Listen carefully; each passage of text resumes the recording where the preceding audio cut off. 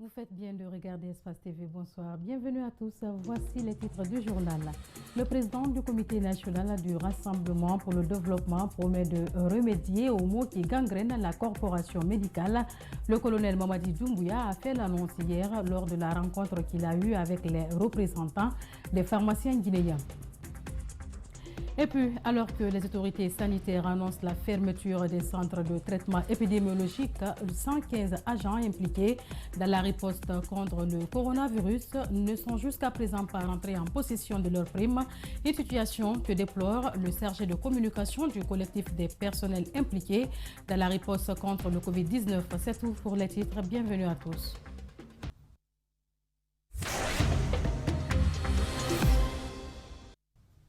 Tout d'abord, cette brève, le FNDC a tenu ce vendredi sa toute première conférence depuis la chute de l'ancien président Alpha Condé. Les membres du Front national pour la défense de la Constitution ont publié au cours de cette conférence la liste définitive des ministres et autres cadres du régime Condé qui ont participé au coup d'État constitutionnel de mars 2020. C'est une liste de 94 personnes sur laquelle le nom du colonel Mamadi Doumbouya et celui de Bala Samoura ont été rayés et d'autres cadres ont été rajoutés. Selon les membres du FNDC, cette démarche s'inscrit dans le cadre de la moralisation de la vie publique en Guinée afin d'éviter de telles choses à l'avenir.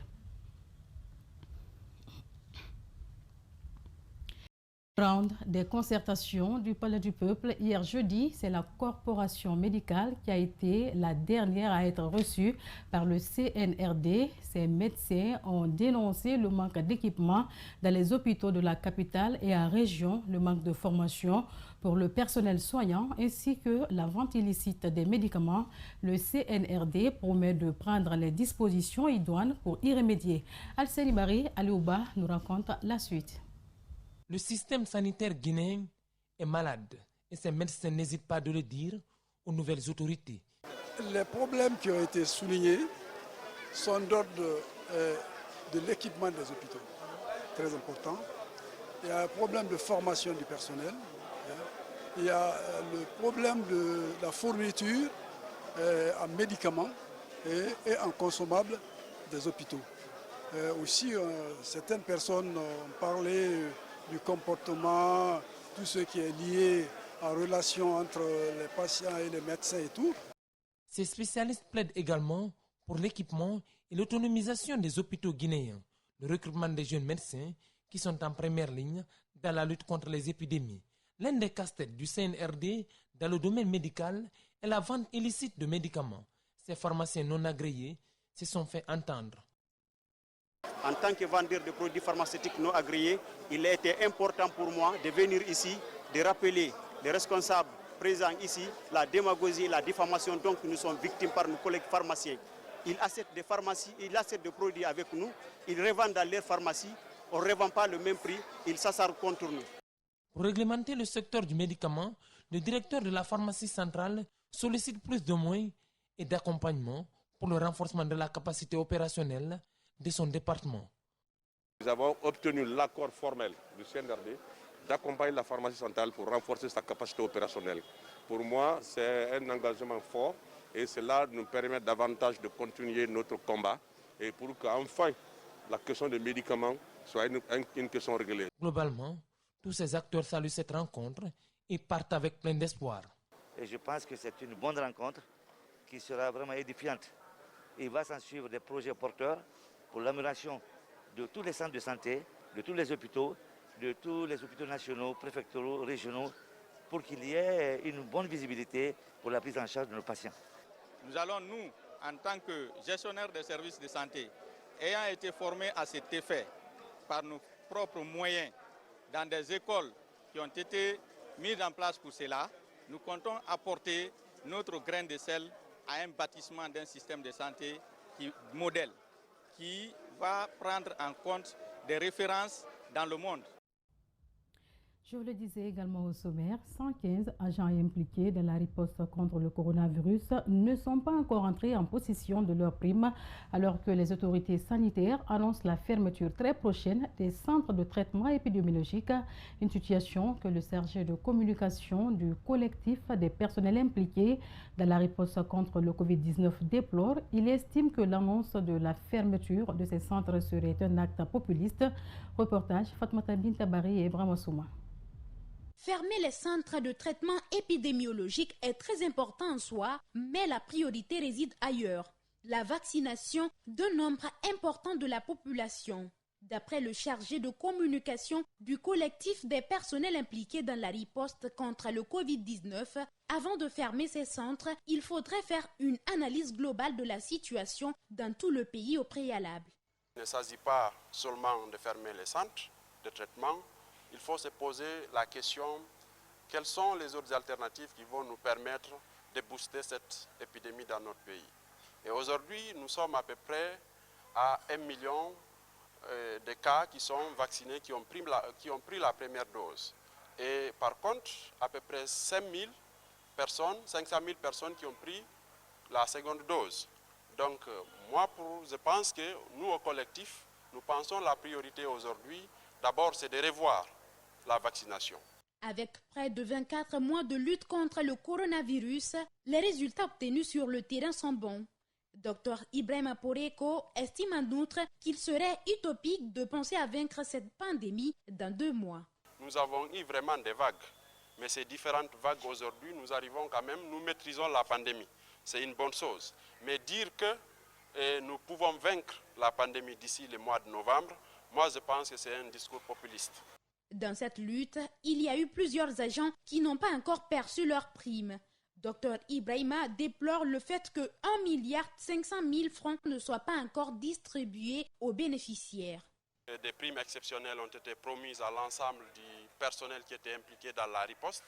Mais aujourd'hui, à peu près parmi les 5 milliards qui ont été proposés, c'est juste 3 milliards 500 millions qui est à peu près distribué pour permettre à certains personnels qui sont impliqués dans la riposte de rentrer en possession de ces primes. Nous déplorons près de 1,5 milliard francs guinéens qui n'est pas encore distribué parce qu'il y a plus de 115 agents qui sont impliqués dans la riposte qui n'ont pas encore reçu ces primes. Le collectif des personnels impliqués dans la riposte contre le coronavirus a adressé une lettre ouverte à l'ancien régime et aux nouvelles autorités. Dans cette lettre, l'intégration à la fonction publique et l'octroi des bourses d'études à des agents impliqués dans la riposte sont vivement souhaités. Et puis, suite aux travaux de concertation avec les responsables du CNRD, les structures syndicales se retrouvent pour la préparation des mémorandums qui va être présenté donc, au Comité national du redressement comme réponse pour une amélioration des conditions de travail des fonctionnaires de l'administration publique et privée. Compte rendu, Omed Valek Touré. Des syndicalistes adhèrent à l'idée de se retrouver autour de la table, mettre leurs différends de côté en vue d'une organisation qui portera la voix des travailleurs. Au cours des échanges, des propositions allant dans le sens de l'accompagnement des nouvelles autorités à mener à bien leurs réformes ont été débattues et adoptées. Nous avons dénoncé toutes les grandes directions qui sont autour du travail aujourd'hui, à commencer par l'Inspection générale du travail, la Caisse nationale de la sécurité sociale, la Direction nationale du travail et des lois sociales, la médecine du travail.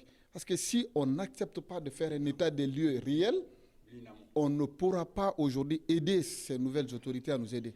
Les participants à ce cadre d'élaboration du mémorandum espèrent donner une nouvelle forme au mouvement syndical longtemps divisé. Pour eux, cela augure une nouvelle ère. Il faudrait d'abord qu'au niveau de l'ENAMO, qu'on détermine quelle catégorie de maladies on va prendre en charge. Le travailleur qui est dans Yomou, là-bas au profond, où il n'y a pas de pharmacie, où il n'y a même pas un centre de santé, qui tombe malade, pourtant il cotise, comment on va le prendre en charge? Il y a tellement de cas qu'il faut d'abord déterminer au préalable avant de venir à la cotisation. Au nom de l'unité syndicale prônée par les nouvelles autorités, 8 centrales syndicales sur 12 se sont concertées pour définir des grandes lignes portant sur l'amélioration des conditions de vie et de travail des employés. Cela fait suite à l'appel du colonel Mamadi Doumbouya qui leur a demandé de produire un seul et unique mémorandum. Les 8 centrales ont décidé de travailler ensemble, faire des propositions, accompagner la nouvelle gouvernance, la transition pour que nous puissions réussir et que la Guinée aussi soit un pays normal. A rappelé que la rédaction de ce mémorandum divise les centrales syndicales. Certains refusent toujours d'y participer. Autre actualité de cette édition, plusieurs militaires seraient détenus sans jugement dans les maisons d'arrêt du pays pour diverses raisons. Leurs femmes, vous allez les voir, réunies en collectif, plaident auprès des nouvelles autorités pour la libération de leurs maris. Bernard Kondouno et Bramosori Kamara sont allés à leur rencontre. Suivez. Parmi les militaires détenus dans les différentes maisons d'arrêt du pays, adjudant Mamadou Aliou Keïta, plus de 8 ans, ce militaire est détenu à la maison centrale de Conakry. Selon son épouse, c'est au petit matin du 30 avril 2013 que son mari a reçu un appel téléphonique de sa hiérarchie lui demandant de se présenter au PM3. Depuis, Aliou ne s'est plus retourné à son domicile. On était à la maison, il reçoit un appel, on l'appelle, je l'ai demandé, j'ai dit, il dit on m'a appelé au PM3. J'ai dit au PM3, il dit oui, mais en ce temps il y avait les problème de procès du cas de coup d'état, j'ai eu peur. Je pensais que peut-être c'est pour ça. J'ai dit, mais il faut aller te présenter. Il est parti. Le mardi, là, il est parti. Depuis ce jour-là, il est à la maison centrale. Ça fait 8 ans, 6 mois. 8 ans après son incarcération, Bintaba, l'épouse du détenu, a mené plusieurs démarches pour obtenir sa libération, mais en vain. Aujourd'hui, elle peine à entretenir son unique garçon. Mon mari m'a laissé avec un enfant de 6 mois. Actuellement, il a 9 ans. Donc c'est très très difficile pour moi. Et j'ai rendu la maison parce que tu ne peux pas envoyer l'enfant à l'école, payer les locations. Étant une femme, tu ne veux pas faire de n'importe quoi. Ton mari n'est pas là. Donc j'ai décidé de mettre tout et puis de rentrer chez nous, attendre mon mari. Comme Bintaba, elles sont nombreuses ces femmes dont les époux militaires sont incarcérés dans les prisons du pays. Réunies en collectif, elles fondent l'espoir sur les nouvelles autorités pour leur libération, d'où l'objectif de leur présence en début de semaine au Palais du Peuple lors des concertations nationales. Nous sommes venus ici aujourd'hui pour le plaider, de les gracier maintenant. Nous avons beaucoup d'enfants, nous tous qui sommes là ici, nous avons des enfants. Mais une seule femme ne peut pas éduquer un enfant. De les gracier maintenant, on le supplie. De les gracier. Elles sont plus de 50 femmes réunies en collectif pour solliciter la libération de leurs maris. Parmi ces militaires, certains ont déjà passé plus de 10 ans en détention sans aucun jugement. Reportage signé Bernard Kondouno. Un incendie a consumé une maison dans la nuit d'hier jeudi à Tobolon, dans la commune de Doubreka. Pas de perte en vie humaine, sauf que les secouristes n'ont pu sauver d'objets dans le bâtiment. Sur l'origine de ces flammes, le propriétaire de la maison est formel. C'est un court-circuit lié à la coupure du courant électrique dans plusieurs quartiers de Conakry. Mamoudou Boulere Diallo et Yakouba Traoré pour le constat. C'est une maison de 3 chambres, 4 toilettes, un salon, un magasin, une salle à manger et son garage dont le contenu a été réduit en cendres. Tous dans la cour, personne ne s'est douté de ce qui s'est passé à l'intérieur de la maison, raconte le premier témoin. Dans les environs de 20 heures, moi j'étais dans les annexes. Les enfants ont crié « Moussesso, Moussesso ». Entre-temps, je suis sorti. Quand je suis sorti, ils m'ont dit que le climatiseur a pété. Je me suis dirigé vers le couloir. Quand je suis arrivé au niveau du climatiseur, la fumée sortait au niveau du climatiseur. J'ai dit, le feu se trouve à l'intérieur. Appelez au secours. J'ai couru directement rentrer. Arrivé au niveau du couloir ici, je ne pouvais pas rentrer dans la chambre. C'est la fumée maintenant qui nous envahissait. On est sorti. Mais malheureusement, on n'a pas pu sauver aucun objet. Les premiers secours étaient impuissants face aux flammes et les sapeurs-pompiers sont sollicités en vain, regrettent les voisins. On cherchait à éteindre. Entre-temps, Ils ont dit appelez les sapeurs-pompiers. Il y a un même motard qu'on a désigné ici, il est parti à Kabelé, au quartier, pour les informer qu'il y a eu un incendie ici. Puisqu'on cherchait les contacts des sapeurs-pompiers, personne n'avait, nous qui étions en place. On a pu éteindre le feu, personne n'était venu au secours. Le propriétaire de la maison venait juste de bouger pour se rendre dans un autre quartier. Ablaye Diallo a vite rebroussé chemin et il peine à estimer les pertes enregistrées. Avant de penser à reconstruire ma maison, il faut d'abord chercher où habiter et trouver des habits pour ma famille. Rien n'est sorti du bâtiment. Personne n'a au moins une paire de chaussures. Abdoulaye Diallo invite les sapeurs-pompiers à une certaine proactivité quand ils sont sollicités par les citoyens. Aux responsables de la Société Électricité de Guinée et des G d'agir davantage dans la protection de ses clients contre les courts-circuits qui sont devenus récurrents à Conakry, a-t-il interpellé. Ainsi prend fin ce journal. Il a été réalisé par Dina Bangoura et André Moussi Milimono. Merci à toute l'équipe technique et à vous téléspectateurs d'avoir été des nôtres. L'information revient à 22h avec Daouda Mohamed Kamara. Bonsoir.